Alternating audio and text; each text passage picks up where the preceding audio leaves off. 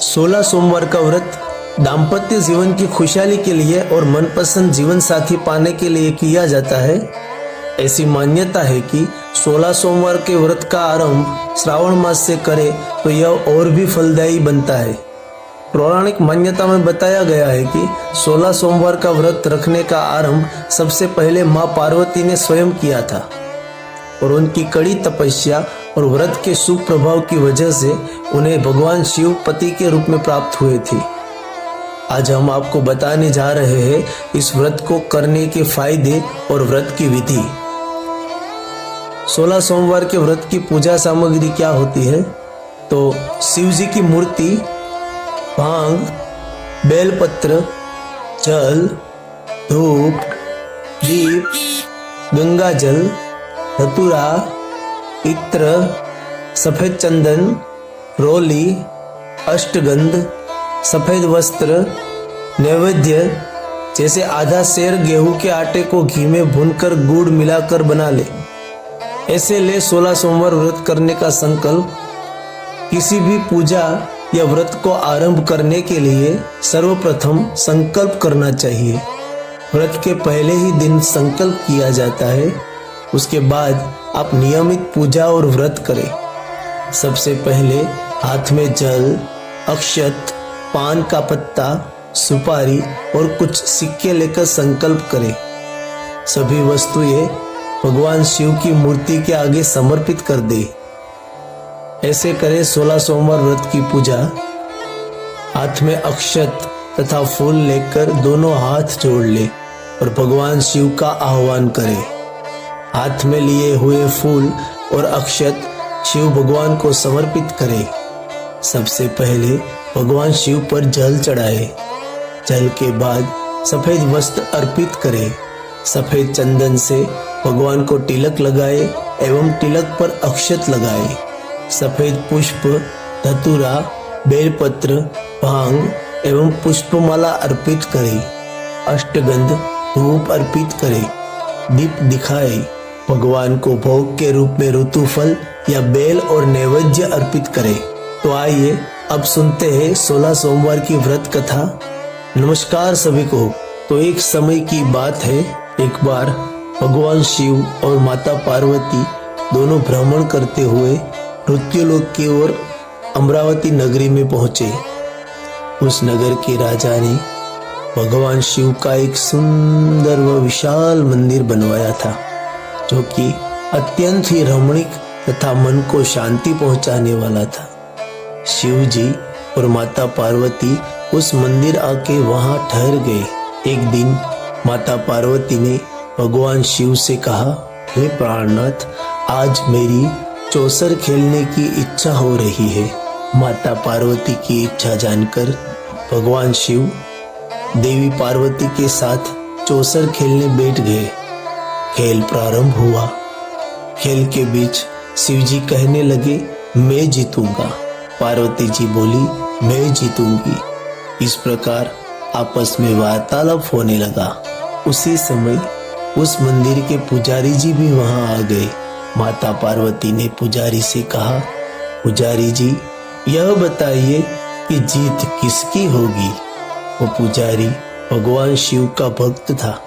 तो पुजारी ने कहा, इस खेल में महादेव के समान कोई दूसरा पारंगत नहीं हो सकता, इसलिए जीत महादेव की ही होगी। परंतु चौसर में शिव जी की पराजय हुई और माता पार्वती जी जीत गई। तब उस ब्राह्मण द्वारा असत्य बोलने के कारण माता पार्वती ने उसे श्राप दे दिया, जाओ तुम कोढ़ी हो जाओगी।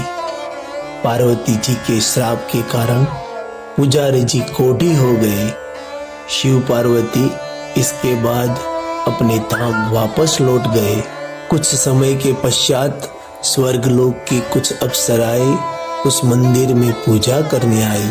पुजारी की इस अवस्था को देखकर उसका कारण पूछा। पुजारी ने निसंकोच उन्हें भगवान शिव और पार्वती जी के चौसर खेलने और पार्वती जी के श्राप देने की सारी कहानी कह सुनाई। तब अप्सराओं ने पुजारी से 16 सोमवार का व्रत रखने को कहा और बोला, इस व्रत को विधिवत करने से महादेव आपके सारे कष्ट दूर करेंगे। पुजारी द्वारा पूजन विधि पूछने पर अप्सराओं ने कहा, सोमवार के दिन सूर्योदय से पहले उठकर सन्नादि से निवृत्त होकर स्वच्छ वस्त्र पहनकर आधा सेर गेहूं का आटा लेकर उसके 3 अंग बनाना, फिर घी का दीपक जलाकर गुड़, नैवेद्य, बेलपत्र, चंदन, अक्षत, फूल, पंचामृत, जनेऊ का जोड़ा लेकर सायंकाल में भगवान शिव की पूजा अर्चना करना। पूजा के बाद 3 अंगों में एक अंग भगवान शिव को अर्पण करके शेष 2 अंग प्रसादी समझकर वितरित कर स्वयं प्रसाद लेना। इस विधि से व्रत करते हुए 16 सोमवार के बाद 70वें सोमवार को 1 पाव गेहूं के आटे की बाटी का चूरमा बनाकर भगवान शिव को भोग लगाकर इस प्रसाद को बांट देना। फिर सकुटुंब स्वयं प्रसाद ग्रहण करना। इस तरह विधिवत 16 सोमवार व्रत करने से भगवान शिव तुम्हारी सभी मनोकामनाएं पूरी कर देंगे।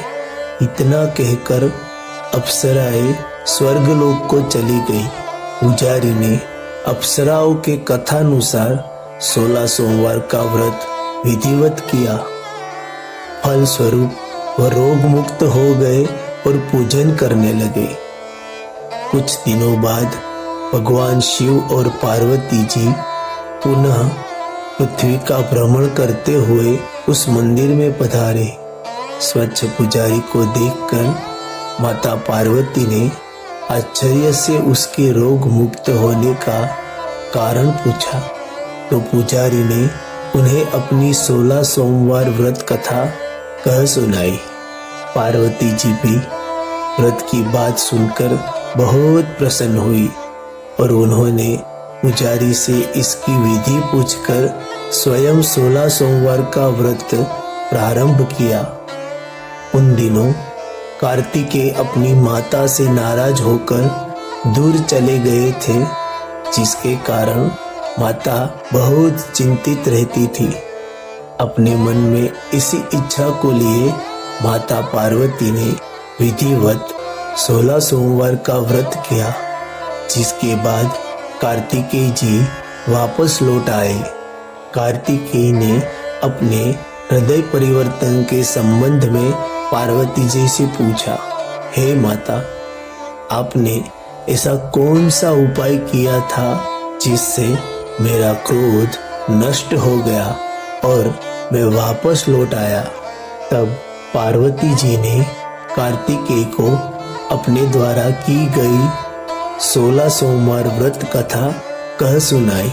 कार्तिकेय ने भी वह व्रत किया और उनका बिछड़ा हुआ ब्राह्मण मित्र लौट आया।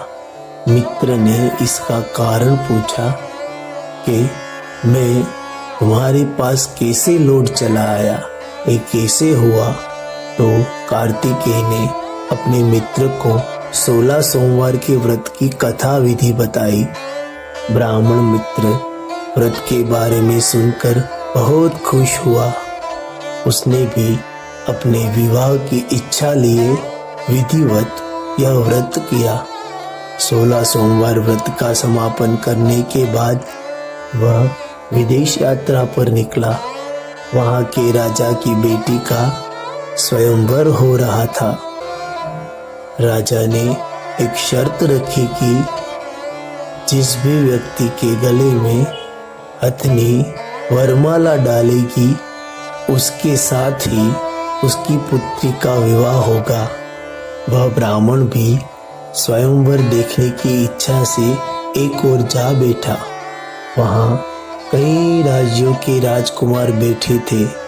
तभी एक सजी धजी हथनी सुंड में जयमाला लिए वहां आई और उसने ब्राह्मण के गले में जयमाला डाल दी। फलस्वरूप राजकुमारी का विवाह ब्राह्मण से हो गया। एक दिन उसकी पत्नी ने पूछा, हे प्राणनाथ, आपने कौन सा शुभ कार्य किया था जो उस हथिनी ने वहां उपस्थित राजकुमारों को छोड़कर आपके ही गले में जयमाला डाल दी? मैंने अपने मित्र कार्तिकेय के कहने पर 16 सोमवार व्रत किए थे। उसी के परिणाम स्वरूप तुम लक्ष्मी जैसी दुल्हन मुझे मिली। तब फिर ब्राह्मण ने 16 सोमवार व्रत की विधि बताई। अपने पति से 16 सोमवार का महत्व जानकर राजकुमारी ने सतपुत्र प्राप्ति की इच्छा से 16 सोमवार का व्रत किया, जिसके फल स्वरूप राजकुमारी को एक सुंदर, सुशील व गुणी पुत्र प्राप्त हुआ। बड़ा होने पर पुत्र ने राजकुमारी से पूछा कि हे माताजी, किस पुण्य के कारण आपको मेरी प्राप्ति हुई? माता ने पुत्र को 16 सोमवार व्रत का महिमा बताया। व्रत का महत्व जानकर वह भी राजपाट की इच्छा से 16 सोमवार का विधिवत व्रत करने लगा। व्रत समापन के बाद एक दिन वह घूमने के लिए नजदीक के नगर में गया। उसी समय वहां के राजा अपनी पुत्री के विवाह के लिए वर तलाश कर रहे थे। वहां के लोगों ने उस बालक को विवाह के लिए उचित बताया। वृद्ध राजा ने उसको अपनी बेटी के लिए पसंद किया और बहुत धूमधाम से अपनी एकमात्र पुत्री का विवाह उसके साथ कर दिया। कुछ समय बाद ही राजा का निधन हो गया। क्योंकि उस राजा को कोई पुत्र नहीं था, तो जिसके कारण राजकुमारी के पति को ही नगर का राजा बना दिया गया। इस तरह 16 सोमवार व्रत करने से उस राजकुमार की राज्य पाने की इच्छा पूर्ण हो गई। राजा बनने के बाद भी वह विधिवत 16 सोमवार का व्रत करता रहा। एक बार व्रत के समापन पर 70वें सोमवार को इसने अपनी पत्नी को भी पूजा के लिए शिवालय चलने को कहा। पति की आज्ञा का उल्लंघन करके राजकुमारी ने खुद आने की बजाय दासी के हाथों मंदिर की पूरी सामग्री भिजवा दी, स्वयं मंदिर नहीं गई।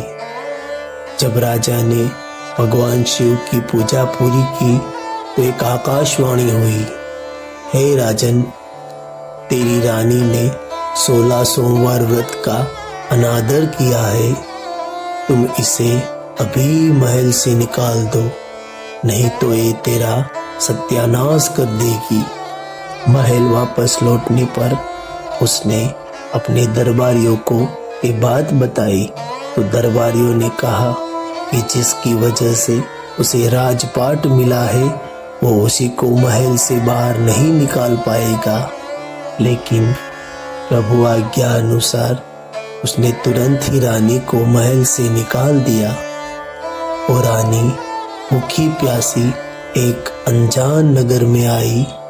वहां एक बुढ़ी औरत के पास पहुंची।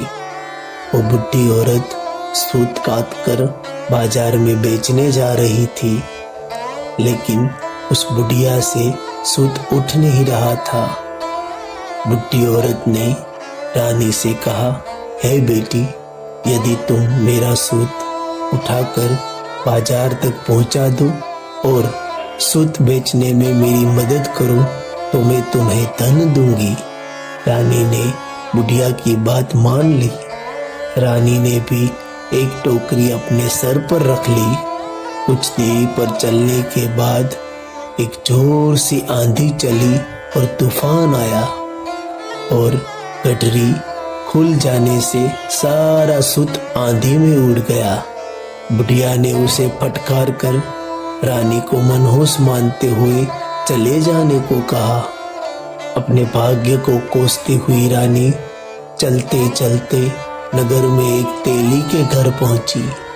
वो तेली के तेल से भरे मटके एक एक कर फूटने लगे। पेली ने रानी को मनहूस मानकर उसे वहां से भगा दिया। खूब भूख प्यास से व्याकुल रानी वहां से आगे की ओर चल पड़ी। उसके बाद वो एक सुंदर नदी के पास पहुंची। रानी ने नदी पर जल पीकर अपनी प्यास शांत करनी चाही, तो उसके स्पर्श से ही नदी का जल सूख गया। अपने भाग्य को कोसती हुई रानी कुछ आगे चली, जहां उसे एक तालाब दिखाई दिया। लेकिन जैसे ही रानी ने तालाब के जल को स्पर्श किया, वैसे ही उस जल में असंख्य कीड़े उत्पन्न हुए। रानी ने दुखी होकर अपने दुर्भाग्य को कोसकर वो गंदा पानी भी पी लिया और अपनी प्यास शांत की। रानी ने एक पेड़ की छाया में बैठकर कुछ देर आराम करना चाहा, तो उस पेड़ के पत्ते पल भर में सूखकर बिखर गए। वन और सरोवर की यह दशा देखकर वहां के ग्वाले रानी को समीप के मंदिर में पुजारी के पास ले गए। रानी के चेहरे को देखकर ही पुजारी जान गए कि यह अबला किसी आपत्ति की मारी है। पुजारी ने रानी से कहा, हे पुत्री, तुम कोई चिंता मत करो, मेरे साथ इस मंदिर में ही रहो, कुछ ही दिनों में सब ठीक हो जाएगा। पुजारी की बातों से रानी को बहुत सांत्वना मिली। रानी उस मंदिर में रहने लगी। रानी भोजन बनाती तो सब्जी जल जाती, जिस भी वस्तु को हाथ लगाती उसमें कीड़े पड़ जाते, जल से बदबू आने लगती। पुजारी जी रानी के दुर्भाग्य से बहुत चिंतित होते हुए बोले, बेटी, अवश्य ही तुझसे कोई अनुचित काम हुआ है, जिसके कारण देवता तुझसे नाराज है और उनकी नाराजगी के कारण तुम्हारी यह दशा हुई है। पुजारी की बात सुनकर रानी ने अपने पति के आदेश पर मंदिर न जाकर शिव की पूजा नहीं करने की सारी कहानी सुनाई। पुजारी ने शिव जी से प्रार्थना की और कहा कि बेटी, कल सोमवार है और कल से ही तुम 16 सोमवार के व्रत करना शुरू कर दो। भगवान शिव अवश्य तुम्हारे दोषों को क्षमा कर देंगे। पुजारी की बात मानकर रानी ने 16 सोमवार के व्रत प्रारंभ कर दिए। जब रानी ने 70वें सोमवार को व्रत का विधिवत समापन किया, तो व्रत के प्रभाव से उसके पति राजा साहब को रानी की याद आ गई। राजा ने तुरंत अपने सैनिकों को रानी को ढूंढ कर लाने के लिए भेजा। रानी को ढूंढते हुए सैनिक पुजारी के घर पहुंचे। उन्होंने पुजारी से रानी को घर ले जाने को कहा और रानी से लौटकर चलने के लिए प्रार्थना की। पुजारी ने सैनिकों से मना कर दिया और कहा, अपने राजा को कहो कि वो खुद आकर इसे ले जाए। सैनिकों ने लौटकर राजा को सारी बात बताई। राजा स्वयं उस मंदिर में पुजारी के पास पहुंचे और रानी को निकाल देने की बात पर पुजारी जी से क्षमा मांगी। पुजारी ने राजा से कहा, यह सब भगवान शिव के प्रकोप के कारण हुआ था। इतना कहकर पुजारी जी ने राजा से कहा, यह सब भगवान शिव के प्रकोप के कारण हुआ था। इतना कहकर रानी को विदा कर दिया। राजा के साथ रानी महल में पहुंची। पूरे नगर को सजाया गया। महल में बहुत खुशियां मनाई गई। राजा ने ब्राह्मणों को अन्न, वस्त्र और धन का दान दिया। राजा और रानी 16 सोमवार का व्रत करते हुए महल में बहुत ही आनंद पूर्वक रहने लगे और अंत में शिवलोक को प्राप्त हुए। इसी प्रकार जो भी व्यक्ति 16 सोमवार की कथा सुनता है और विधिवत व्रत करता है, उसकी सभी मनोकामनाएं पूर्ण होती है और जीवन में किसी तरह की कमी नहीं होती है। ऐसे स्त्री पुरुष आनंद पूर्वक जीवन व्यतीत करते हैं, अंत में शिवलोक को प्राप्त होते हैं। ओम नमः शिवाय। जय शिव शंकर, जय भोलानाथ।